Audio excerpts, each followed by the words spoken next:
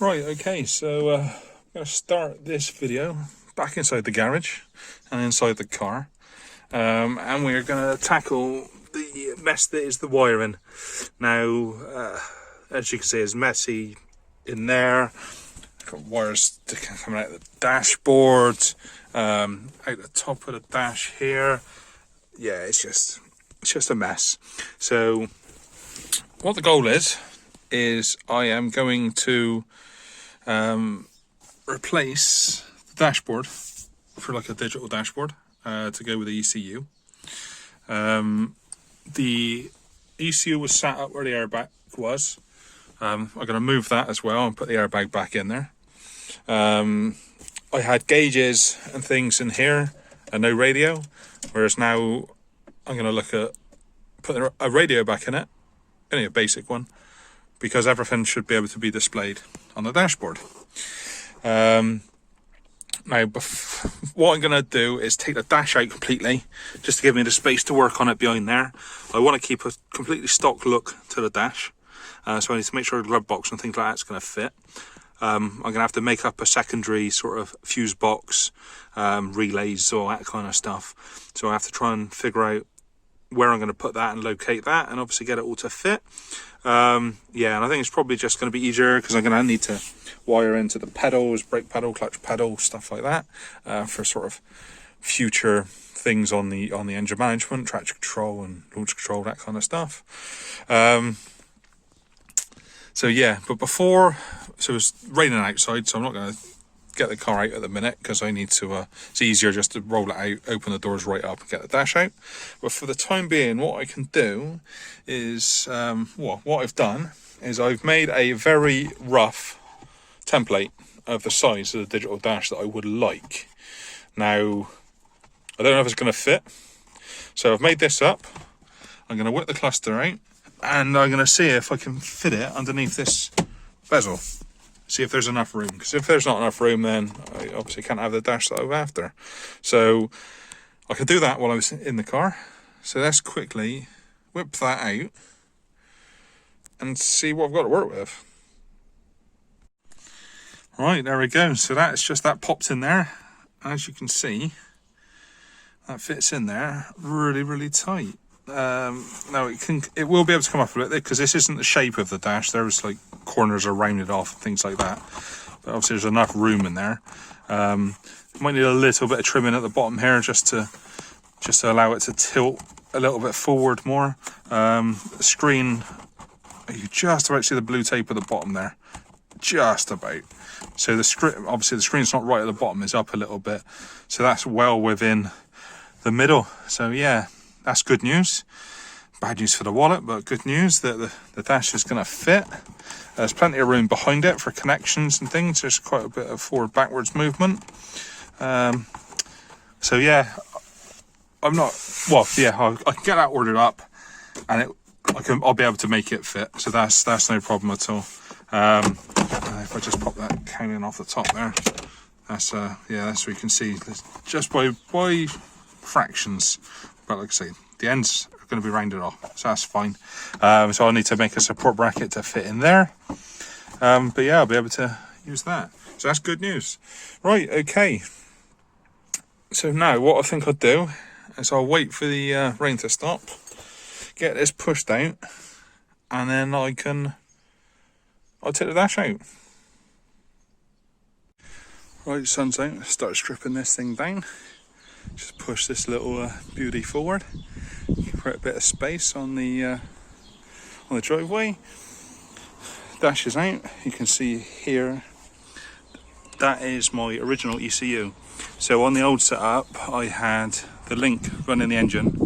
I had my original ECU and additional sensors in the engine still that would run all the clocks, because then I can run the speedo through all the CAN bus and all the rev gauge, water counters, everything else, all in the dash, all working with the ECU. It did mean I had to wire in some extra bits and pieces. I basically had to wire in a circuit board to replicate the throttle pedal and throttle body, because on this It's like the pre-facelift, at least anyway, on these Fiestas. It comes with EAC fell in the dashboard, and you can't see your mileage and things like that. So I had to make the ECU think it had a throttle pedal, because it's an electronic throttle body. So I could get that all working. But yeah, so obviously that's not going to be needed now with the new dash. So this is the mess I'm left with. Some things can be removed that I'm not going to need, other things can be changed. You can see it's all just a big mess. So what I'm going to do, this was the original ECU holder. That's going to come out as well. I'm going to put the original airbag back in. It's just to, well, might as well. Don't need it for the space, I don't think. Although, many times I've said that and changed it last minute. We'll see. And yeah, so what I'll probably do is end up having the ECU probably in a similar place, to be honest with you, where the original ECU was, like located here, tucked out of the way. Get all these wires, get rid of everything that I don't need out of it. So strip it right down. Get locations for fuse boxes, relays, that kind of stuff. And then I can obviously look at making it up. Obviously, it's quite a bit of tidy up here that I need to do. And I'll get this cleaned up, get rid of the unnecessary, and let's then see what I'm left with. Okay, so that's the first pass of the clean out. All the easy bits basically taken off. As you can see, it's massively reduced the amount of wires that are left here. I still obviously got a bit of tidying up and everything to do, but all of the stuff that I definitely don't need is gone. Now there are things in here that I got some wiring up here. So things like this goes to the original fuse box. Now this is that long because this would be sat in the engine bay. Now what I've done is pulled it back through, and then I'll have this inside the car. I may use the original fuse box as well, maybe just to keep it all connected up. Well, we'll see. I've got battery cable for the boot and things like that, which will all need sorting out. And yeah, like I say, it's going to be now a case of cutting out the wires of the loom that's not needed. Look at the state of all that. A lot of it can go. I just essentially need the body control sort of wiring left in there. All the engine stuff can be removed. So quick look at what has been removed. It's all this lot. So this is like the original ECU connectors and wiring to make that work. So that can go. I've then got a little secondary fuse box that I had in there before. Relays to make it work, things like that. That obviously can now go. I'll incorporate it into a new one. More wiring to make the original ECU work. It can go. So this is the PLX wideband, and also the display module, or the display. Obviously one of the gauges I had in the dash. Now I'm not going to need the display anymore. That will be in the new digital dash. So I'm going to keep the actual wideband module, but I won't need the display module as well.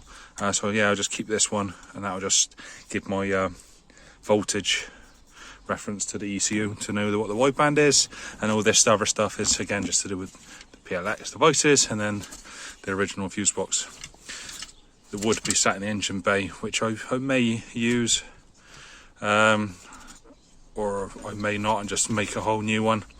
Obviously it's easier set up like this, but we'll see if I need it. So yeah, so that's stage one all ripped out. Right, let's look at seeing what more I can take out and neaten up what's left. Right, first thing I thought I'd try, just before I got too carried away, is seeing whether or not it's still got electrics without the ECU connected. So I quickly just connected up the fuse box, main power wire, to test it, and no electrics. So it's like, okay. So hoping it wasn't going to be anything stupid, mobilizer or anything like that.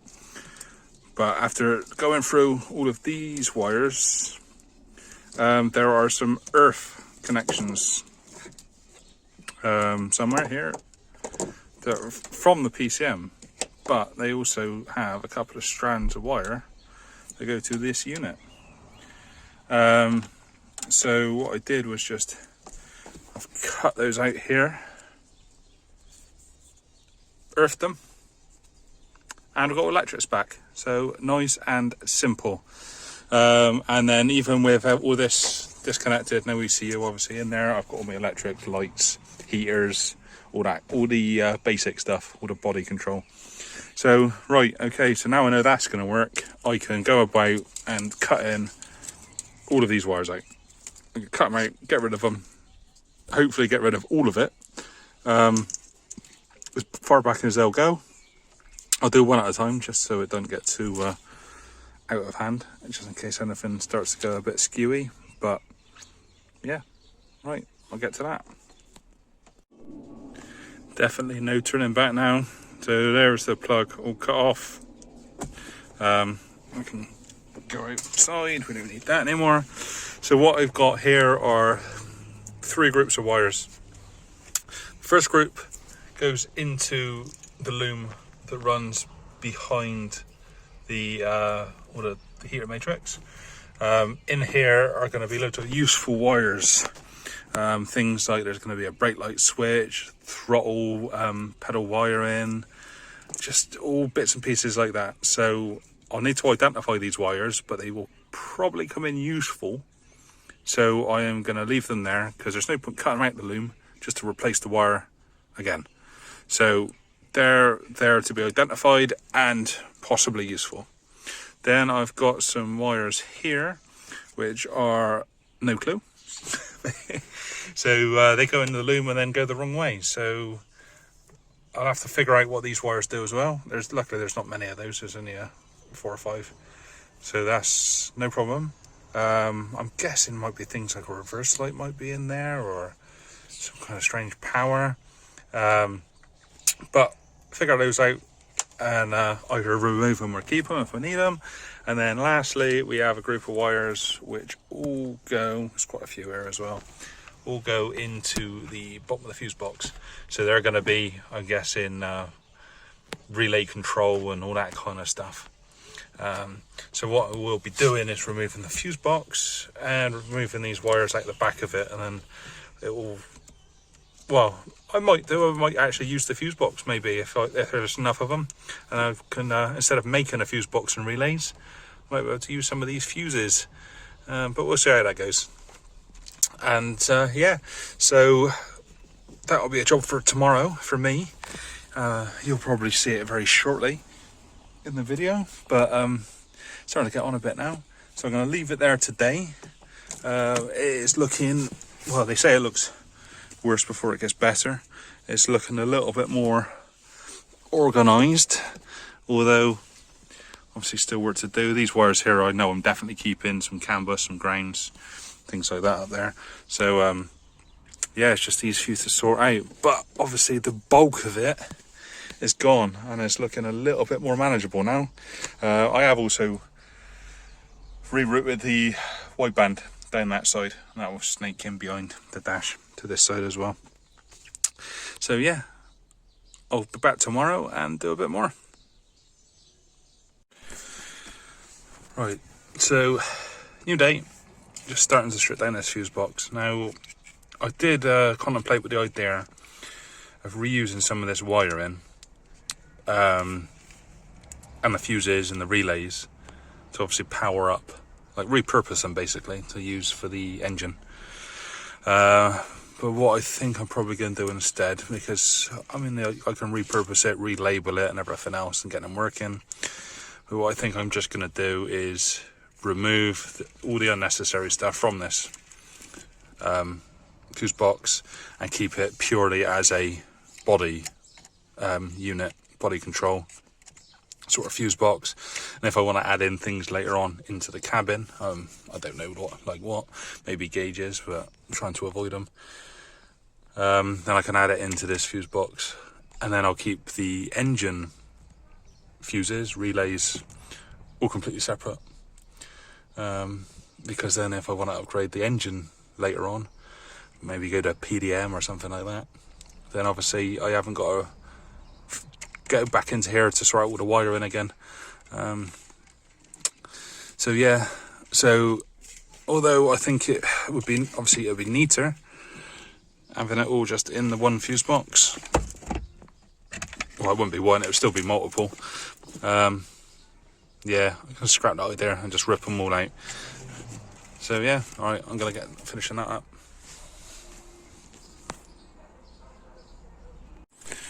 Right, all the shit that come out the fuse box. Number of relays, more relays, load of wiring, took it out with the pins where I could. Could potentially reuse some if we need to.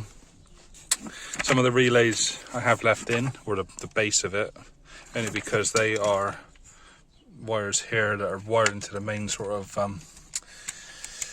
the live bar or the bus of the fuse box. So to remove those, just a pain in the ass. But again, I could potentially just wire in the feed out and a signal to it, and I've got a relay that I can use. Another relay that I've no idea what it's for, goes into the main wiring loom, so I'm just going to leave that in there. It's all it's all tucked out of the way.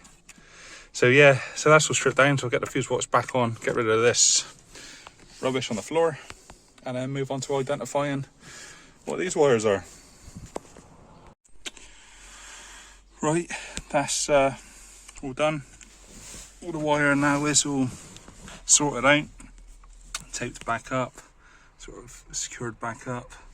All of these wires here are for the new ECU. They're going to use those. There's a few grounds there.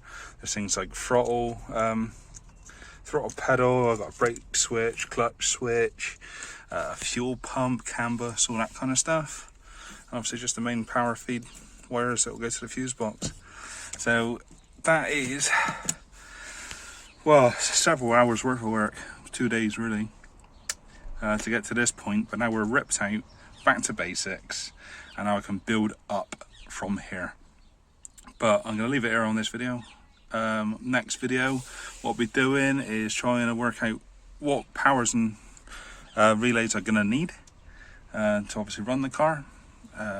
Everything from sort of coil pack lives to starter motor feeds and relays, all that kind of stuff, and look at making a fuse box and locating it somewhere and getting all the locations of like ECU ready to obviously to start making up the loom.